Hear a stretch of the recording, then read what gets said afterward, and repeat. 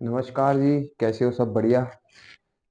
आ जाइए, आपका अपने YouTube चैनल पर स्वागत है। जैसे कि आपको चला है कि पता चला है, मतलब पता है आपको कि हमारा जो चैप्टर चला हुआ परसेंटेज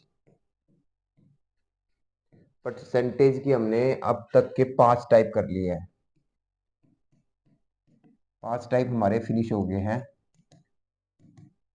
आज हम पढ़ेंगे 6, 7 और 8 टाइप। टाइप नंबर इसमें कवर करेंगे। ठीक है, ये सारे जो टाइप है इस वीडियो में कवर करने की कोशिश करेंगे। ठीक है, तो अगर आप लोगों को वीडियो को थोड़ा सा भी पसंद आता है तो प्लीज लाइक, शेयर और सब्सक्राइब जरूर कीजिए। अगर जो बच्चा तैयारी करना चाहता है, मैथ को सीखना चाहता है, वो मेरे साथ जुड़ सकता है। ठीक है, आ जाइए शुरुआत करते हैं, टाइम ज्यादा खराब ना करते हुए। टाइम की बड़ी इंपॉर्टेंस है। ठीक है, टाइम वैसे ही लोगों के पास बहुत कम होता है। हाँ, रील्स वगैरह में तो पूरा दबा के यूज कर सकते हैं, बस पढ़ाई के मामले में थोड़ा कम होता है ना। तो आ जाइए शुरुआत करते हैं। क्या है? क्वेश्चन नंबर 27 में क्या दिया हुआ है? एक व्यक्ति अपनी आय का 60% खर्च कर देता है। जो उसकी आय है ना, उसकी आय जितनी भी है उसका कितना 60% खर्च कर देता है। यदि उसकी आय 15% बढ़ जाए, कितनी? 15% बढ़ जाए, वह खर्च 5% बढ़ जाए, तो उसकी बचत पर क्या इफेक्ट पड़ेगा, उसकी बचत पर क्या प्रभाव पड़ेगा? आप दोनों लैंग्वेज में देख सकते हैं। ठीक है, तो सबसे पहले यहाँ पे देखो, एक कंसेप्ट होता है आय का। आय जो होती है बेसिकली वो बनती है आपकी आ, खर्च और प्लस में बचत। ऐसा तो होता है। जो भी आप कमाते हो, दो चीजों में इन्वेस्ट करते हो। कुछ खर्च कर देते हो, कुछ बचाते हो। ऐसा भी है कि कुछ लोग ज्यादा ही खर्चा कर देते हैं, बट वो अलग चीज है। आय का बेसिकली फार्मूला क्या है? आपका खर्च प्लस में बचत। ठीक है, तो यहाँ पे देखो क्या दिया, एक व्यक्ति अपनी आय का 60% खर्च कर देता है। मतलब अगर हम मान के चलते हैं, इस तरह के क्वेश्चन में मानना पड़ता है कि उसकी जो आय है वो 100 रुपए है। आय कितनी है? 100। तो उस 100 में उसने खर्च कर दिया 60 का, तो आप बता सकते हो मोटी मोटी सी बात कि उसकी बचत कितनी रही होगी फिर इसके पीछे? 40। सिंपल सी बात है, अगर कोई व्यक्ति 100 रुपए कमाता है, 60 रुपए का खर्च कर देगा, तो बचत कितनी रहती होगी इसकी? 40। उसने बोला कि आय को 15% बढ़ाना है। अब आय ये है, आय 100 थी पहले, 15% अगर आप बढ़ा दोगे, 15% आप बढ़ा दोगे इसमें, तो आय कितनी हो जाएगी आपकी? 115 हो जाएगी। दिखाई दे रहा होगा इसमें? ठीक है, आ रहा होगा नीचे का पार्ट सारा? हाँ बिल्कुल आ रहा है। और खर्च 5% बढ़ जाए, ये खर्च है, इसको कितना बढ़ाना है? 5%। कितना बढ़ाना है? 5%। अब 5% कितना होता है? देखो 60 का, 5% कितना होता है? 60 का 5% होता है,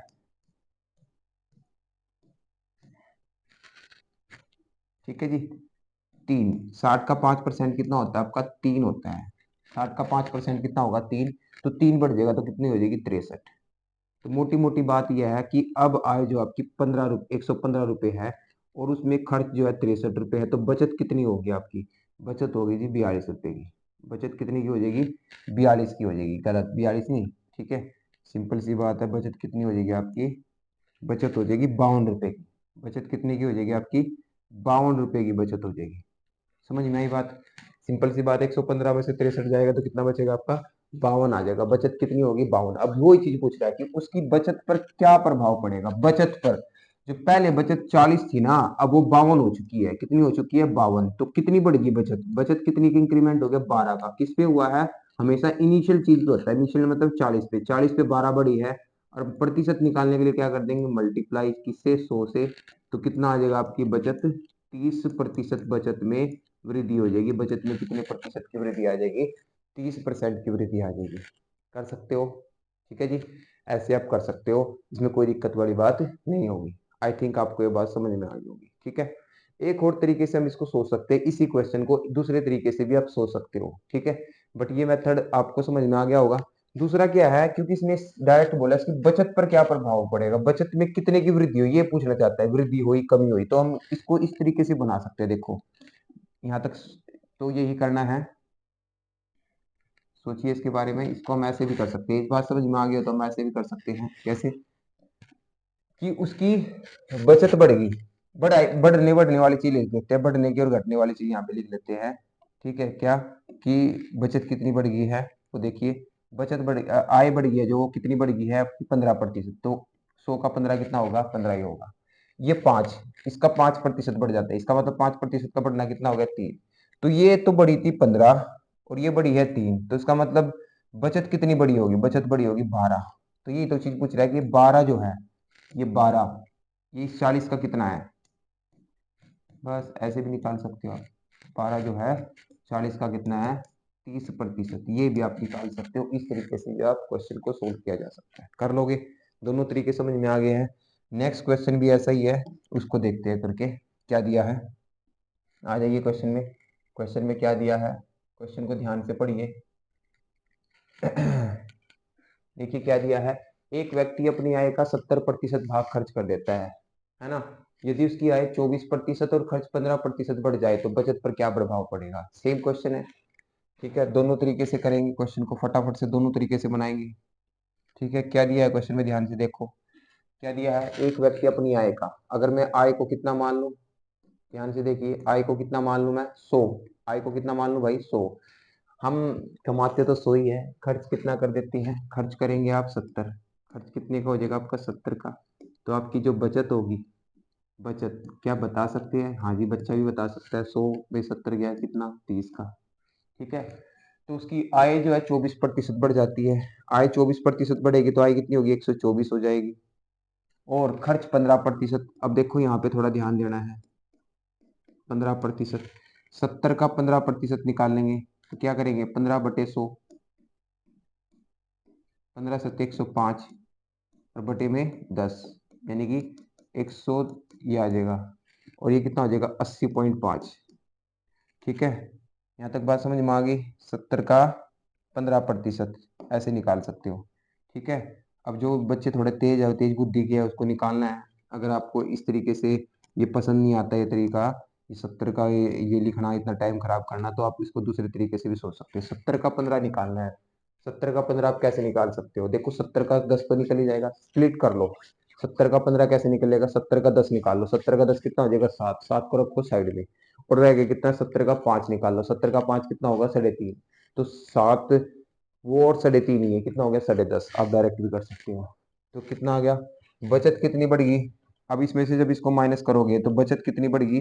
ठीक है, बचत में कितने प्रतिशत का इंक्रीमेंट आया आपका 124 से, इसमें से माइनस करेंगे कितना 80 माइनस करो, पहले 80 माइनस करेंगे, जैसे इसके अंदर से 44 में से ये भी पॉइंट भी माइनस होगा तो कितना होगा 43.5। तो बस कितने का इंक्रीमेंट हो गया 13.5 का, है ना, 13.5 का, 13.5 किसका 30 का, और बटे में कितना हो जाएगा आपका, पॉइंट हटा लो, पॉइंट हटा के कितना आ जाएगा 30 के पॉइंट हटा के कितना आ जाएगा, जीरो लगा देंगे, 2 जीरो से 2 जीरो काट दो, 3 चौके 12, 3 पजे 15, तो कितने प्रतिशत का इंक्रीमेंट आ जाएगा आपका 45% का। तो बचत कितने प्रतिशत का इंक्रीमेंट आ जाएगा 45। तो ये मेथड मैं ये कहूंगा कि इस मेथड को छोड़ के आप वो जो दूसरा मेथड सिखाया था वो सीखो।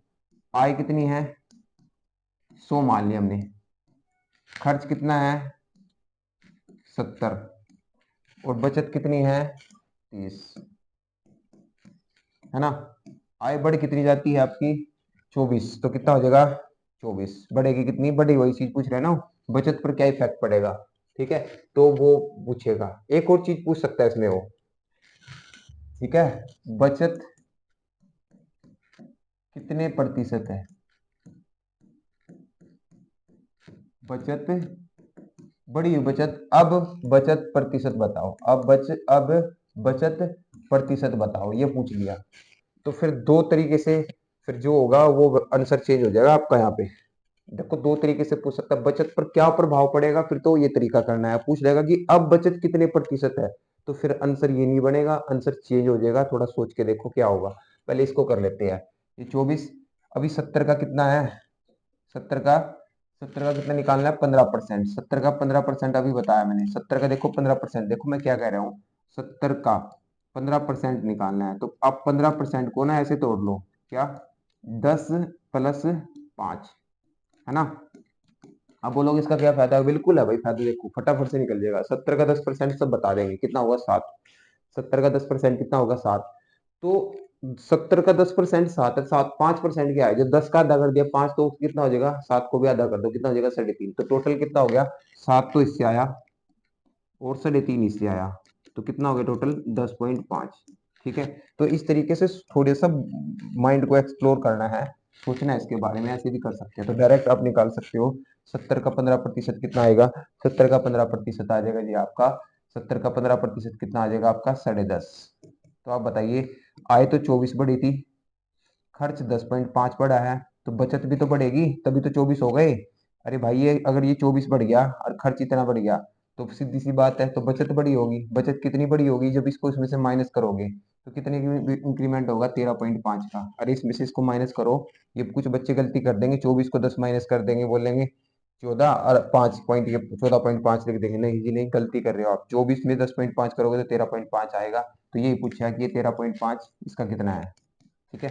13.5 अभी बताया था, 13.5 30 बटे गुणा में 100, पॉइंट हटा लो तो कितना आ जाएगा 45%। तो ये तो था यहां तक के क्वेश्चन का आंसर। अब ये क्या पूछ लिया इसने, ये क्या नई चीज पूछ ली। अब ये चीज को कैसे सोल्व करेंगे हम, इस चीज को हम कैसे कर सकते हैं, इस चीज को देखिए कैसे कर सकते हो। देखिए क्वेश्चन की स्टेटमेंट चेंज होगी तो आंसर भी चेंज हो जाएगा भाई। ऐसा नहीं है कि आंसर नहीं चेंज होगा, आंसर चेंज हो जाता है। ठीक है, कैसे होगा, अब देखो, अब उसने पूछ क्या लिया है वो देखो ध्यान से। अब इसी क्वेश्चन को किस तरीके से बनाना अच्छा रहेगा, अगर वो आपसे ये पूछ लिया देता है कि अब बचत, अगर आपसे वो पूछ लेता है क्या कि अब बचत, अब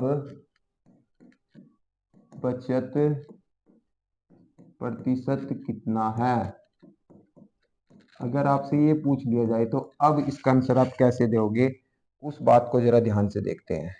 ठीक है जी, उस बात को अब हम ध्यान से देखते हैं कैसे करेंगे। देखिए समझिए ध्यान से मैं क्या कहना चाह रहा हूं। अब बचत कितने प्रतिशत है, इस क्वेश्चन को कैसे करेंगे। आय तो मैंने मान ली 100 है, ठीक है। खर्च कितना हो गया 70, बचत कितनी होगी आपकी 30, कोई दिक्कत नहीं। आय बढ़ जाती है तो आय अब कितनी होगी 124, और खर्च कितना बढ़ गया कितना हो जाएगा अभी बताया था 80.5। अब खर्च कितना हो गया 80.5, तो बचत कितनी रही होगी, जब आप इसको माइनस करो कितना आ जाएगी 43.5। तो ये वो पूछ रहा है कि अब जो ये बचत है ना, ये बचत, ये बचत, ये अब कितने प्रतिशत है। तो बचत जो निकलती है ना, वो आय का निकलती है, किसका निकलती है, आय का। तो ये 43.5 जो है वो 124 का कितना परसेंट है, ये बताना है अब आपको। ये जो निकल जाएगा यही आपका आंसर होगा, और ये अलग आएगा। ठीक है, तो जहां तक नहीं पूछेगा क्योंकि कट नहीं रहा है। ऐसे क्वेश्चन जो जनरली क्वेश्चन जो आते हैं वो कटने वाले पूछे जाते हैं, कितने क्या पूछे जाते हैं, जो कटते हैं। ठीक है, ये कट तो रहा नहीं है, ठीक है, नहीं कट रहा है तो कुछ भी आंसर आ सकता है, आप इस तरीके से सोच सकते हैं। तो ये इसका आंसर ये बनेगा, यहाँ से जो भी आंसर आ जाएगा वही आपका आंसर होगा। ठीक है जी, कर लोगे। तो ये चीज इस तरीके से ही करना है। अगर आप दूसरे तरीके से जाओगे, देखो यहाँ पे अगर आप ये लगाओगे, ठीक है, यहाँ पे लिख दिया 24, यहाँ पे लिख दिया 10.5, तो यहाँ पे कितना हो गया 13.5। ये चीज जो है ना, ये 13.5 ये बचत नहीं है, ये बचत का बढ़ा हुआ भाग है। या तो आप इसमें पहले जोड़ लेना कितना आएगा 43.5, फिर निकालना, वो भी इसका नहीं निकलेगा, इसका भी बढ़ा हुआ बात, क्योंकि ये इनकम नहीं है, इनकम की बड़ी हुई पार्ट है। बट इनकम है कितनी, अब 124, तो 124 लिखना ही पड़ेगा। मतलब यहाँ पे अब पहले वाला मेथड ही करना पड़ेगा। इसलिए मैंने आपको चीज समझाई है कि दोनों क्वेश्चनों का आंसर अलग बनेगा। बचत अब कितने प्रतिशत है, उसका आंसर ये है। बचत पर क्या प्रभाव पड़ेगा वो आप कोई से भी तरीके से कर सकते हो, बट उसके लिए दूसरा मेथड बेस्ट है, हो जाएगा। तो ये था आपका टाइप नंबर 6। टाइप नंबर 6 आपको स्पष्टली समझ में आ गया, दोनों बात आपकी समझ में आ गई होगी। नेक्स्ट क्वेश्चन पे आ जाते हैं, नेक्स्ट क्वेश्चन, नेक्स्ट टाइप पे आ जाते हैं। क्या दिया है क्वेश्चन को देखो ध्यान से। ये टाइप बहुत इंपॉर्टेंट है, एग्जाम में बहुत बार पूछी जाती है, बहुत इजी सी टाइप है, टाइप नंबर 7। क्या दिया हुआ है, क्या है, पढ़िए। एक शहर की जनसंख्या 8,000 है, क्या है 8,000 है।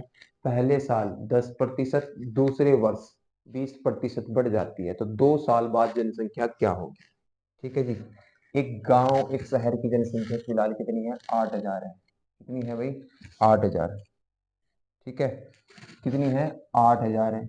कि प्रथम वर्ष 10% और दूसरे वर्ष 20% बढ़ जाती है। तो उसने बोला कि जो जनसंख्या ना वो 8,000 है, कितनी है 8,000, पहले साल बढ़ गया वो कितना 10%। तो देखो इसको बोलते हैं बेटे सक्सेसिव। सक्सेसिव का मतलब पहले साल बढ़ी फिर अगले साल बढ़ी, इसको बोलते हैं सक्सेसिव इंटरवल में बढ़ रही है। ये घट भी हो सकती है, पहले साल बढ़ना, दूसरे साल घटना, तीसरे साल फिर बढ़ना, वो डिपेंड करता है। बट इस मेथड को बोलते हैं सक्सेसिव। सक्सेसिव कैसे लगाते हैं कि जनसंख्या 8,000 थी तो पहले साल कितनी बढ़ी 10, 10 का कितना कर देंगे 110/100, और दूसरे साल जो बढ़ी है वो कितनी बढ़ी है 20%। 20% को क्या लिखेंगे 120/100। तो बस आपका जो ये आंसर आएगा ये जनसंख्या आ जाएगी। कर लोगे, काटा पिट्टी करनी है, 2 जीरो से 2 जीरो काट दो, 1 जीरो इसकी कट गई, 1 जीरो इसकी कट गई, गुणाई करनी है और कुछ है नहीं। 11 की और 12 की गुणा कर दो 132, 132 गुणा में 8 और 0 कर दो, 0 तो नुगनी 8 दूनी 16, ठीक है, 13 अट्ठे 104, कितना आ जाएगा 10,560। तो अब जो वर्तमान में जनसंख्या होगी 2 साल बाद जनसंख्या होगी वो कितनी होगी 10,560। इसको बोलते हैं सक्सेसिव, इसको क्या बोलते हैं सक्सेसिव मेथड बोलते हैं। कर लोगे, समझ में आ गई बात, ठीक है। तो इस तरीके से जाया जा सकता है। नेक्स्ट क्वेश्चन देखिए, नेक्स्ट क्वेश्चन भी ऐसा ही होगा, ठीक है। क्वेश्चन को ध्यान से पढ़िए, क्वेश्चन को ध्यान से पढ़िए, इसके ऊपर भी हम सक्सेसिव ही लगाएंगे। क्या दिया है देखिए क्या दिया है, एक शहर की जनसंख्या पहले साल 20% घट जाती है, कितने प्रतिशत 20% घट जाती है, ठीक है। दूसरे वर्ष 30% घट जाती है, ठीक है, और तीसरे वर्ष 40% घट जाती है।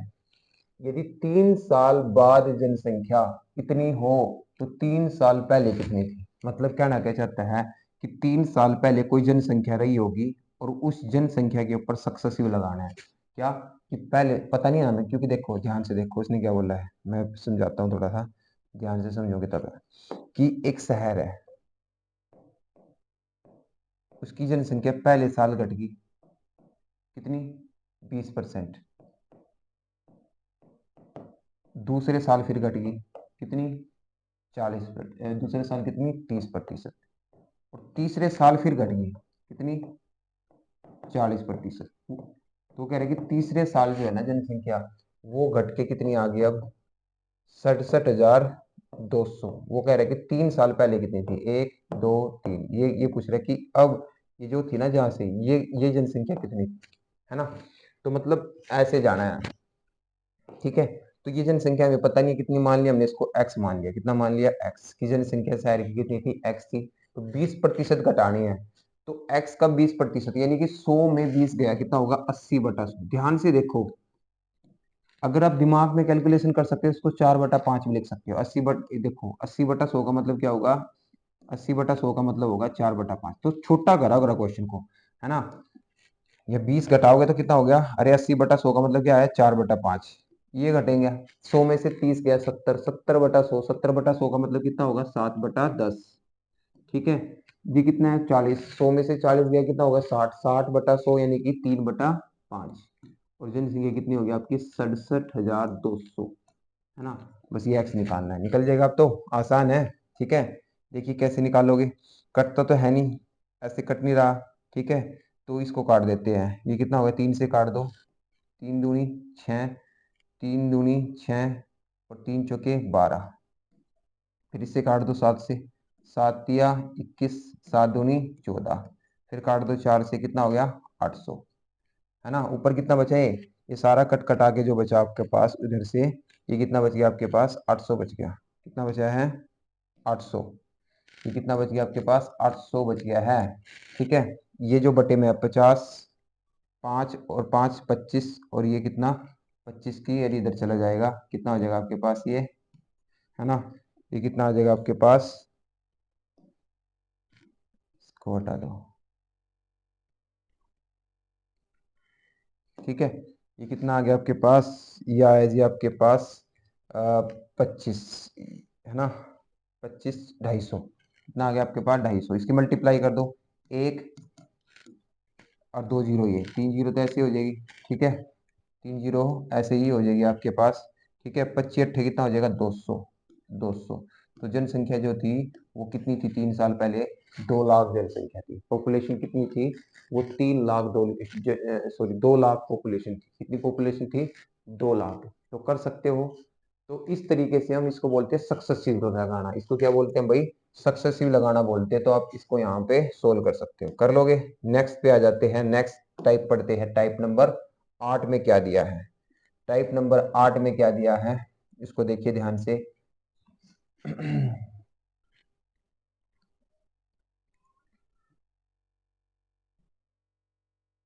टाइप नंबर 8 को पढ़िए ध्यान से, क्या दिया है। एक व्यक्ति अपनी आय का 15% भोजन पर, 5% दवाई पर, ठीक है। एक व्यक्ति अपनी आय का 15% तो क्या करता है वो भोजन पर, 5% दवाई पर, 10% किराए पर, 10% शिक्षा पर, 10% परिवहन पर और 20% अन्य पर खर्च करता है, ठीक है। देखो हमारे टाइप नंबर 5 और सॉरी 6 और 7 कंप्लीट हो गए हैं। आ गया, मजा आया ना, ठीक है। 6 और 7 जो की वो टाइप नंबर में मजा आया आपको। इस तरह के क्वेश्चन जहां भी मिलते हैं ना वो सोल्व करो। आपको ओ जितने क्वेश्चन करते रहोगे और प्रैक्टिस में आप परफेक्ट होते चले जाओगे और क्वेश्चन को सोल्व करने में मजा आएगा, ठीक है जी। अब आ जाइए टाइप नंबर 8 में क्या दिया है।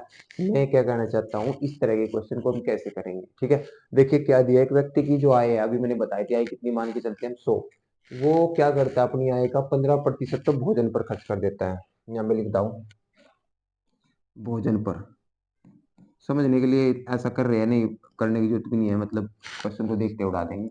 15% 100 का 15 कितना होता है 15 हो गया भोजन पर। दवाई पर, दवाई पर कितना कर रहा है 5, किराए पर,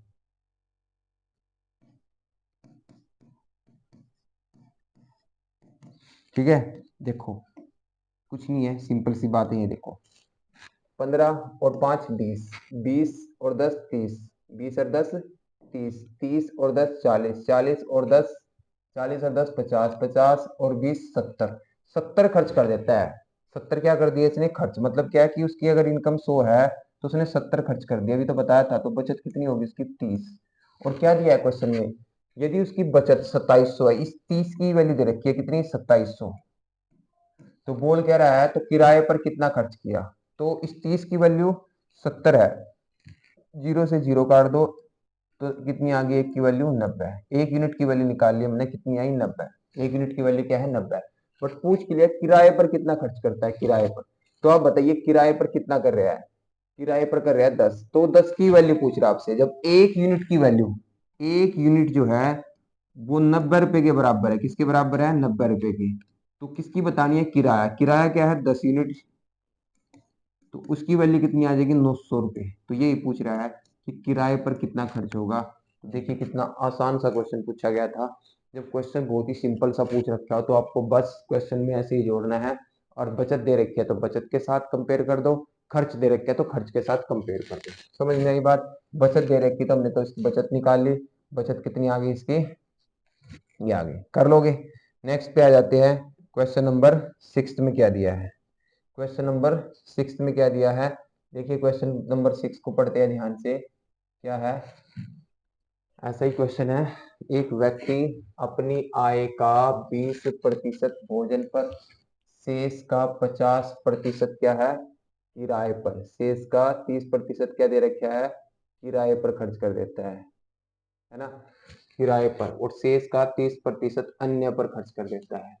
इसकी बचत बताओ। देखो आय का भोजन पर कर दिया 20 और शेष का वर्ड यूज है यहाँ पे उन, देखो पिछले वाला जो क्वेश्चन था ध्यान से पढ़ो, उसमें कहीं भी शेष वर्ड यूज नहीं है। एक व्यक्ति अपने आएगा 15% भोजन पर 5% दवाई पर, बट इस क्वेश्चन में जो आपने ध्यान से देखा हो इसमें एक वर्ड लिख दिया शेष का। इस शेष की ही बहुत वैल्यू है। अब ये जो क्वेश्चन है इसको मैं पहले उस तरीके से समझाऊंगा आपको और फिर एक सिंपल तरीके से समझाएंगे जो मतलब पेपर में करना आपको। एक व्यक्ति की आय मान लो 100 रुपए है, समझो ध्यान से। उसने आय का 20% कर दिया भोजन पर, भोजन पर इसने खर्च कर दिया कितना, कितना कर दिया भोजन पर 20, तो कितना बचा उसके पास 80, शेष ही तो बचा। अरे भोजन पर उसने कर दिया 20, देखो ध्यान से समझो मैं क्या कहना चाह रहा हूँ। एक व्यक्ति की आय जो है, मैं कितनी मान के चल रहा हूँ 100, तो उसने क्या कर दिया भोजन पर खर्च कर दिया 20, भोजन पर कितना कर दिया 20, तो शेष कितना बच गया उसके पास 80।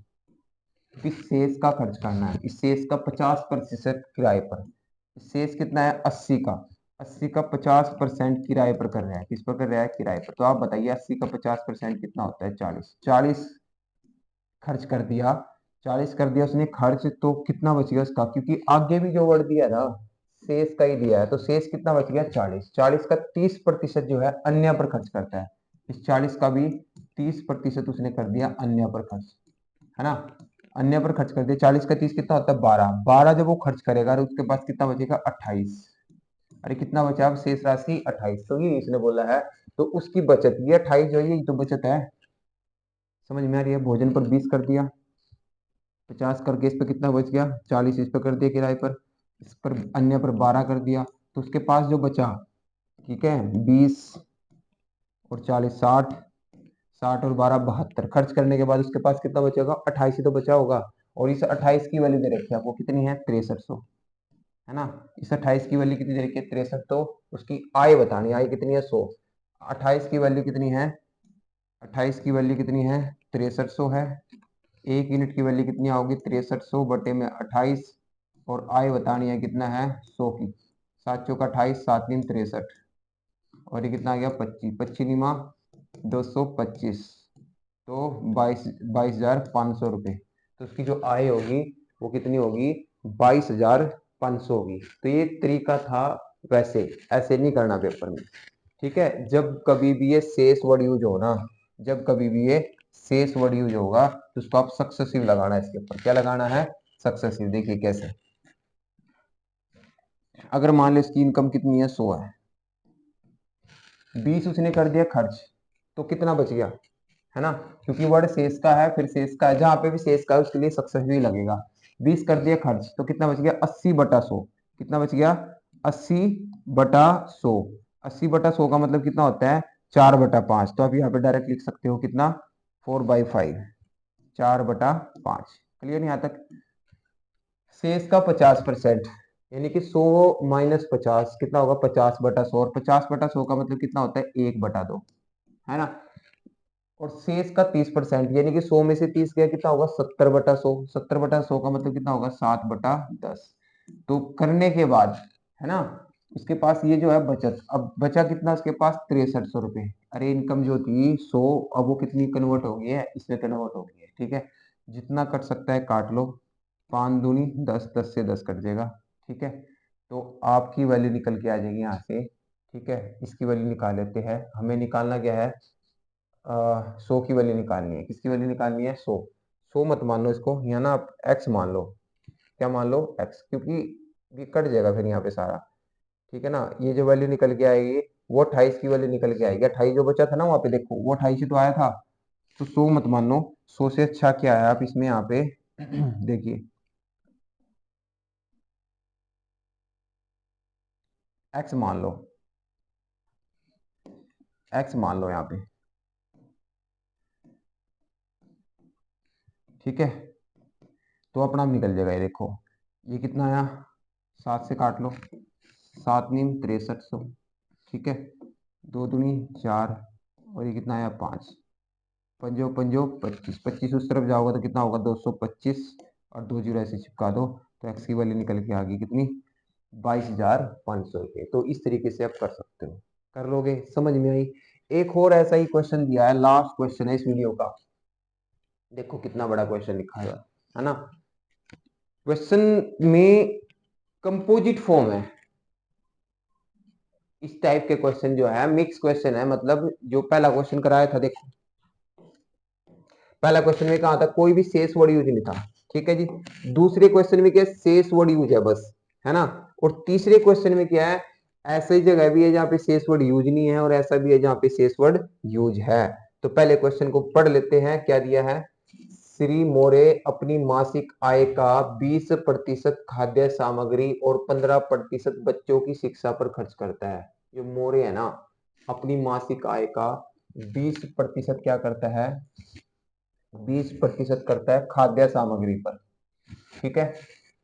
15% करता है बच्चों की शिक्षा पर। अपने यहाँ तक पढ़ा, अपने कहीं शेष वर्ड यूज आया नहीं आया, तो मतलब सिंपल सी बात है, अगर क्या 100 है 20 यहाँ कर दिया और 15 यहाँ कर दिया, तो कितना खर्च कर दिया 35।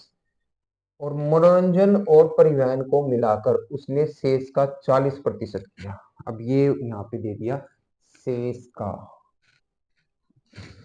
40% खर्च किया। तो मतलब क्या है, देखो थोड़ा समझाने के लिए फिर से बोल देता हूं मैं कि अगर मान लो, है ना, मान लो क्या है मैंने बोला कि अगर मान लो उसकी आय 100 है, आय कितनी है उसकी 100, आय कितनी है 100 है, ठीक है। तो 20 और 15 कर दिया उसने 35, तो बचा कितना 65। इस 65 का 40% खर्च करता है शेष का, है ना। इस यही चीज सीखने हमने क्या करना है, देखो मैं इसको कैसे निकालूंगा, ये निकाल लेता हूँ, ठीक है।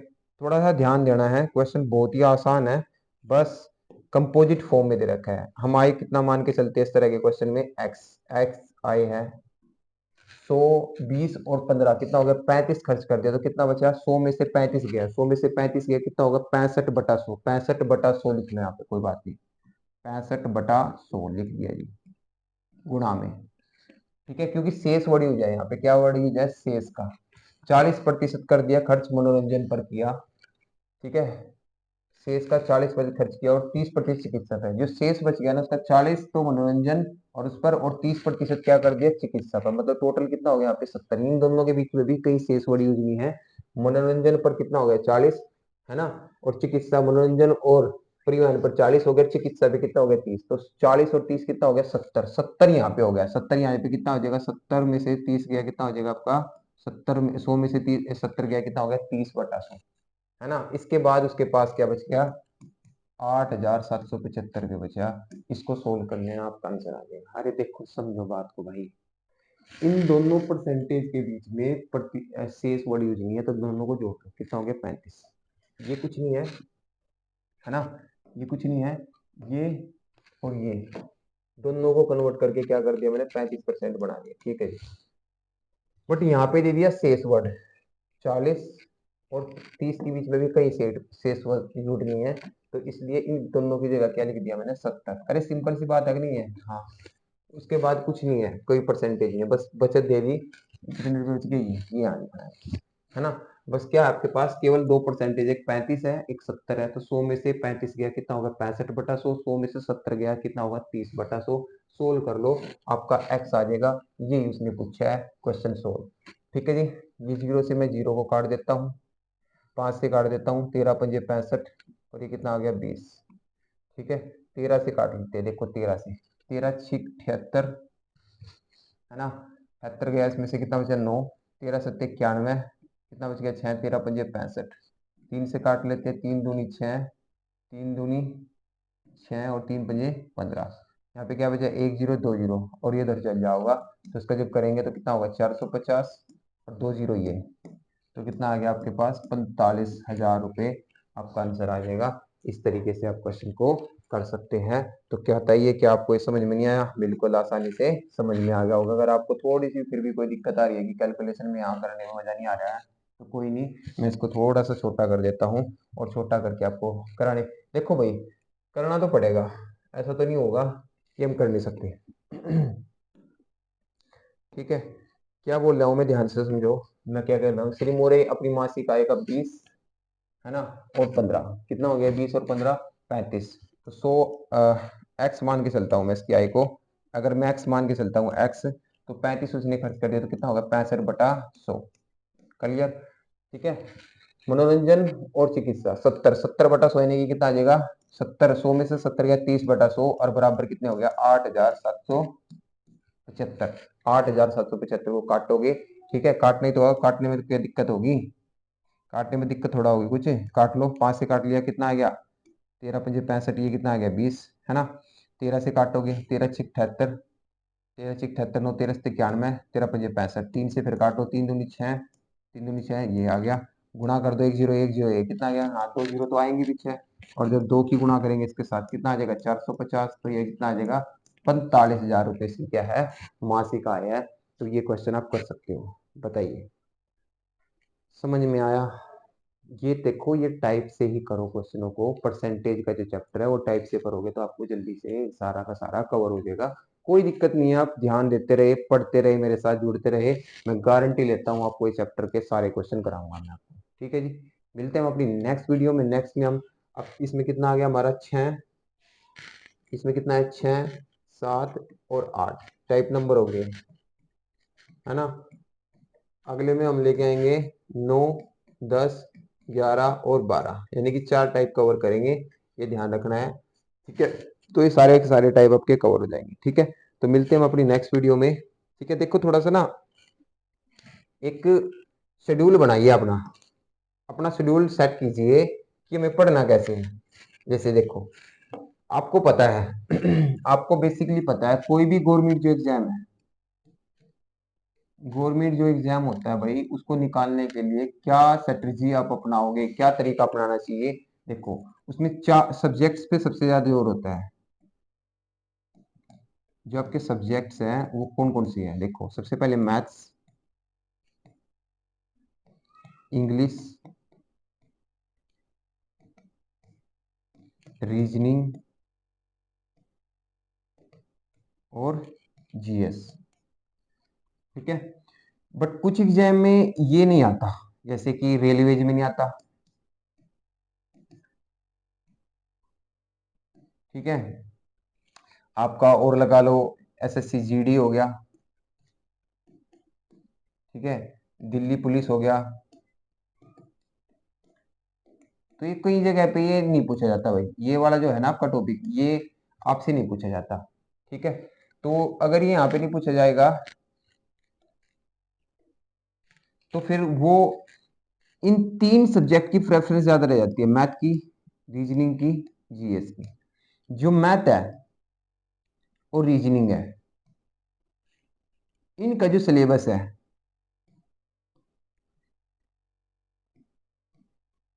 वो आप 1 ईयर के अंदर कंप्लीट कर सकते हैं,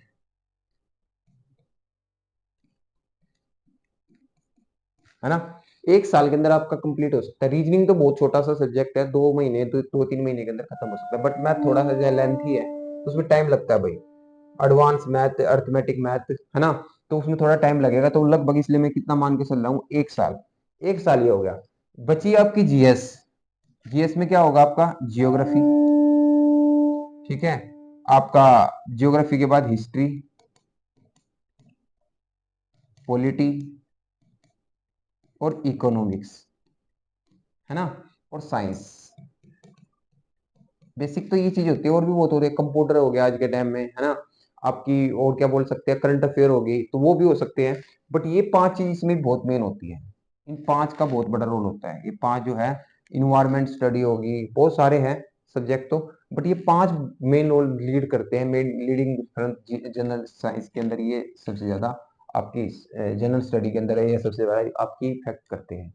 ठीक है जी, तो ये तो होगी सब्जेक्ट की बात, है ना। इसमें थोड़ा, जैसे कोई भी 2 सब्जेक्ट पकड़ लिया आपने, जैसे हिस्ट्री पॉलिटिक उठा लिया, क्योंकि दोनों कॉम्बिनेशन में है। ठीक है, साथ में जियो भी उठा सकते हो। जब ये दोनों कंप्लीट हो तो जियो को उठा लो, जियो और साइंस को दोनों को एक साथ उठा लो। जैसे इसमें फिजिक्स और जियोग्राफी थोड़ा अच्छा दोनों का कॉम्बिनेशन होता है। इकोनॉमिक्स जो है वो अलग हो गया, तो इसको बाद में उठा लेना। तो इस तरीके से आप अपनी प्रिपरेशन कर सकते हो। ठीक है, दूसरी बात, अब आ जाइए टाइम की बात। हम टाइम कैसे दें इनको, देखो देखो भाई, ये सारा का सारा प्लानिंग होता है, ऐसे नहीं होता कि आप बस, तो प्लानिंग के तहत आप चलोगे। तो टाइमिंग क्या सेट करें हम, देखिए रीजनिंग जो है, रीजनिंग के लिए बेसिकली आपके घर पे आप 40 मिनट या 50, 1 घंटा बोल लो, 60 मिनट तक आप दे सकते हो। मैथ्स जो है ना, मैथ्स के सब्जेक्ट के लिए कम से कम एक 60 मिनट से 120 मिनट, मतलब 2 घंटे के आसपास मान के चलो कि आप इसमें दे सकते हो। और जीएस जो है, जीएस, ठीक है, लगभग उसमें डेली की डेली आपको उसको भी 2 घंटे। तो बेसिकली आपका अगर यहाँ पे मैं एवरेज काउंट करूँ, 1 घंटा, 2 घंटा और 2 घंटा, तो कितना हो गया, 5 घंटा। तो 5 घंटे में आप डेली पढ़ोगे ना, 5 घंटे, है ना, 5 घंटे आप डेली करोगे, 30 दिन को अगर मैं 5 से मल्टीप्लाई कर दूं तो कितने हो गए, 150 घंटे हो गए। अगर मैं 365 से गुणा कर दूं 1 साल के अंदर, तो 0, 15 पंजे 75, 7, 15 छिके 90 और 7 97 9 और 15 3 45 45 और 9 कितना हो गया आपका, ये आ गया। तो 54,750 घंटे, 54,750 घंटे बनेंगे आपके। क्या बनेंगे, इतने घंटे आपको पढ़ना पड़ेगा। और अब इतने घंटे में, ठीक है, अगर आप इतना घंटा पढ़ लेते हो एक साल के अंदर रूटीन बना के, 5 घंटे डेली के आप निकाल लेते हो, तो आप बहुत सारा सिलेबस कवर कर सकते हो। बहुत सारे एग्जाम आते हैं, जैसे अब कोई भी एग्जाम ले लो, एसएससी में तो आते ही है, कई जगह स्टेट गवर्नमेंट में भी आते हैं, है ना। और भी जैसे कि आप रेलवेज में आ गए, जैसे आर्म फोर्स हो गए, ठीक है, ये सारे के सारे इन सारे उसमें आपके आ सकते हैं, ठीक है। तो मतलब थोड़ी सी स्ट्रेटजी बनाओगे ना, तो ये सारे के सारे एग्जाम्स जो आपके, ये हर एक साल में आते हैं। अगर आप एक साल प्रॉपर तैयारी कर लेते हो, एक साल अपने इसकी एग्जाम की प्रॉपर तैयारी कर लेते हो, 5 घंटे डेली दे लेते हो, तो आपका जो सिलेबस है वो एक साल के अंदर विद इन 1 मंथ और विद इन 1 ईयर वो कंप्लीट हो सकता है। और कंप्लीट होने के बाद जब आप एग्जाम में बैठोगे तो आपकी अलग ही तरह से आपके पास हौसला होगा, हिम्मत होगी, जिससे आप एग्जाम को क्रैक कर सकते हो। एक भी एग्जाम क्रैक होता है तो आपका बहुत बड़ा बेनिफिट होता है, क्योंकि आपका जो कॉन्फिडेंस है वो बिल्डअप होता है। और कॉन्फिडेंस बिल्डअप होना एग्जाम में बहुत जरूरी है, क्योंकि ज्यादातर बच्चे जब जाते हैं ना एग्जाम में, उनके मन में एक ही होता है कि अगर ये अब की बार ये एग्जाम नहीं हुआ तो बहुत बुरा होगा, ये एग्जाम नहीं हुआ तो बहुत बुरा होगा। बट जब आप कोई भी जॉब पे होते हो तो आपको अंदर वो डर एक चीज से एक खत्म हो चुका होता है कि अगर नहीं होगा तो क्या है, मेरे पास तो जॉब है, मैं सिक्योर हूँ।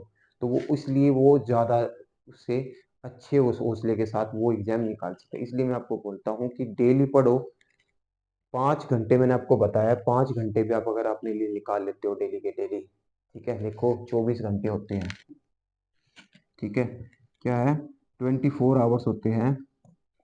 अगर मैं बात करूं, 24 आवर्स होंगे,